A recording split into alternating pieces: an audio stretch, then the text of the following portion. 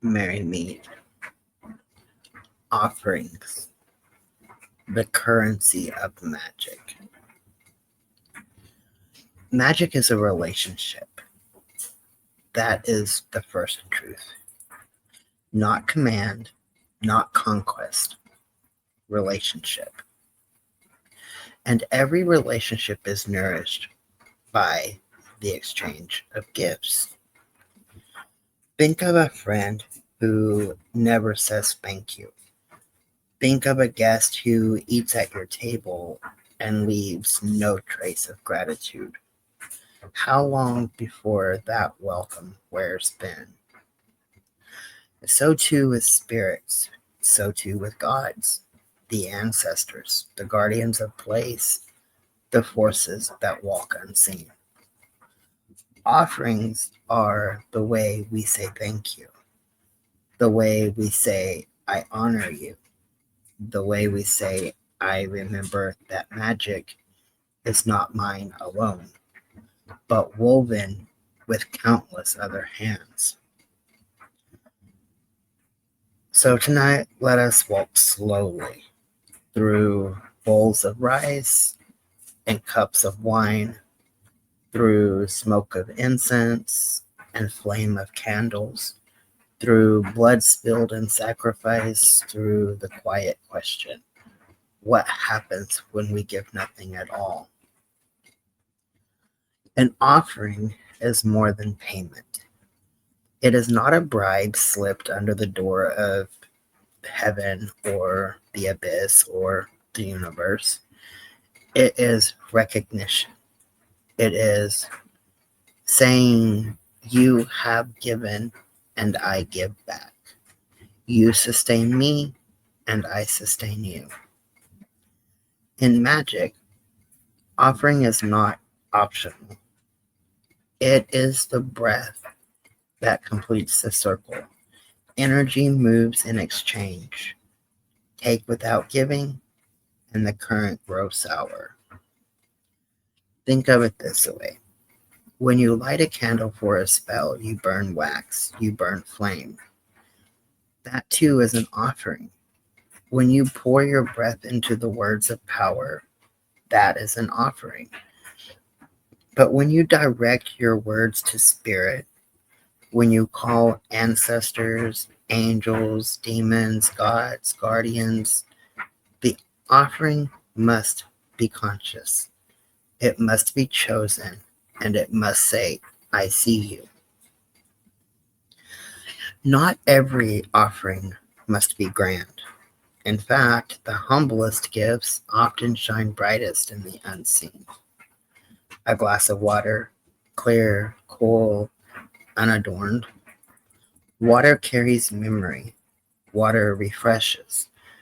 To place it on an altar is to say, may you drink as I drink. May you be refreshed as I am refreshed. A bowl of dry rice, common grain, yet in many traditions, each kernel is abundance. In Shinto shrines of Japan, rice is left for kami. In folk practices across Asia, rice feeds wandering spirits so that they do not grow restless, so that they do not trouble the living. Incense, the universal bridge. In China, in India, in Africa, smoke curls upward as prayer, as nourishment, as the breath of earth rising to heaven. For some spirits, scent is food. For others, smoke is the path by which they travel. Candles, too, are offerings. A flame is not just light, it is devotion made visible. It is the energy burning on behalf of spirit. And flowers, the fleeting beauty of petals, is itself a profound gift. For in giving what fades, we honor the cycle of life, and we say, even in death, beauty is remembered. But offerings are not limited to things that burn or fade.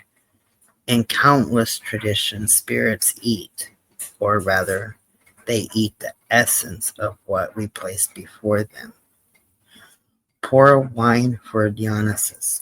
Set bread for the household ancestors. Leave milk and honey for the fae. In West Africa traditions, rum, kola nuts, palm oil are laid for the Eurasia. In Catholic churches, bread and wine become the body and blood, the greatest offering transfigured. The table is altar, the altar is table. We feed the unseen as we feed the seen. And when we eat together, mortal and spirit alike, a bond is woven.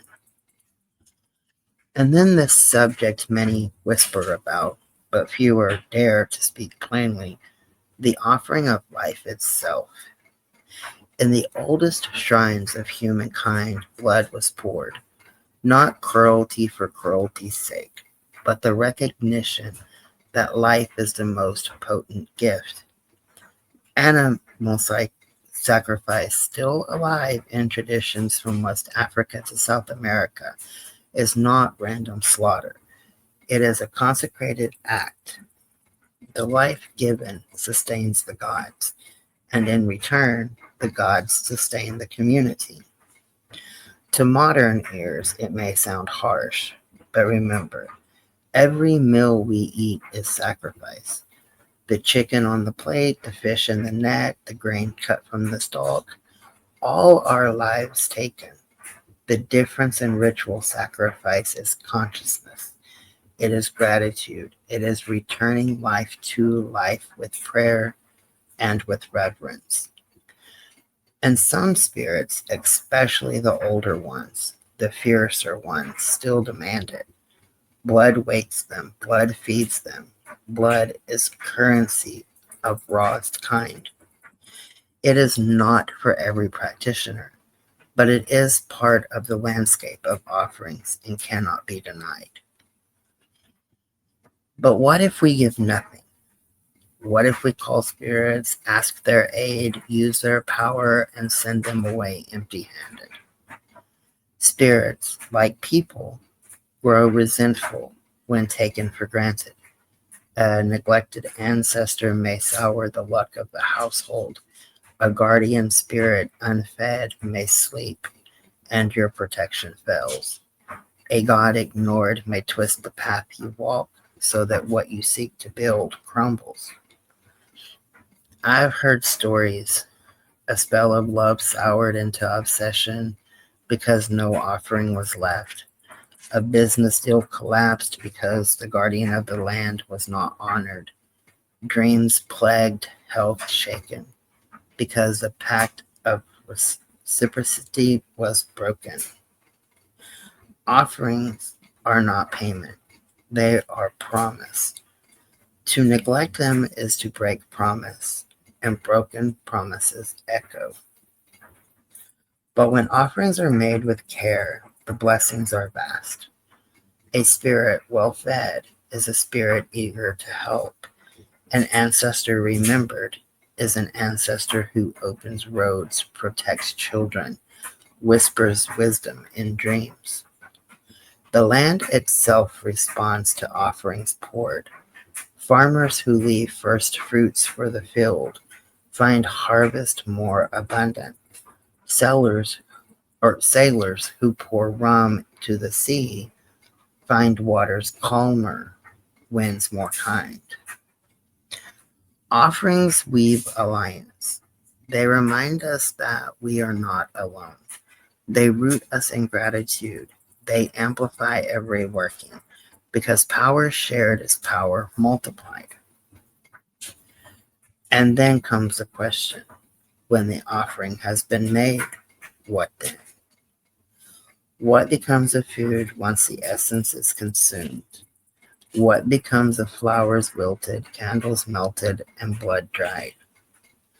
Different traditions teach differently, but all agree on one principle: respect.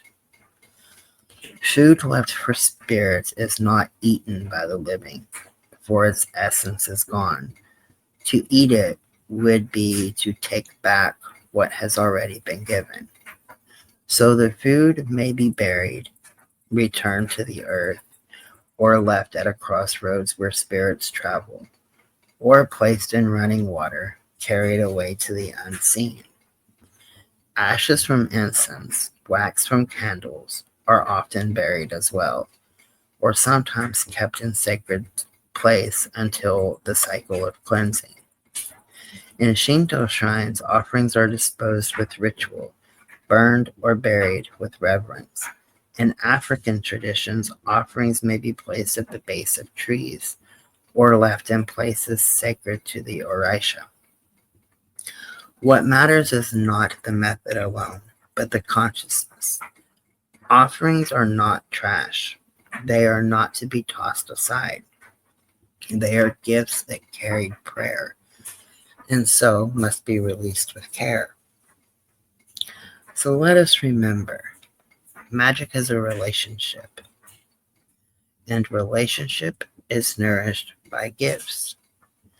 From a bowl of rice on the altar to a lamb offered in sacred rite, the principle is the same. Give as you have received.